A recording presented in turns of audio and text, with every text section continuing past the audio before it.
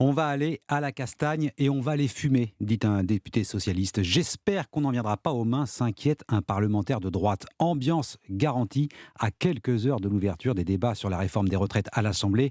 Depuis 2 jours, la majorité présidentielle bat le rappel des troupes. L'exécutif prêt à lâcher du lest sur les carrières longues pour obtenir le soutien des Républicains. Sauf qu'une partie des LR menace toujours de faire sécession, Alexandre Chauveau. Oui, avec un désaccord majeur qui concerne les travailleurs ayant commencé avant 21 ans. Pour Aurélien Pradier, tous devraient pouvoir partir à la retraite avant l'âge légal de départ, après 43 années de cotisation. Pour Elisabeth Borne, cette règle ne peut s'appliquer qu'aux travailleurs éligibles au dispositif carrière longue, qui nécessite d'avoir cotisé au moins 5 trimestres avant ses 21 ans. La différence d'appréciation concerne aussi le coût. La mesure proposée par Aurélien Pradier coûterait selon lui 1 milliard d'euros, mais 10 milliards selon la Première ministre, qui se refuse donc, au nom de l'équilibre des comptes, à y accéder. Alors le refus de voter le texte d'une partie de la droite embarrasse en tout cas Éric Ciotti, interlocuteur majeur de la Première ministre avec Olivier Marleix.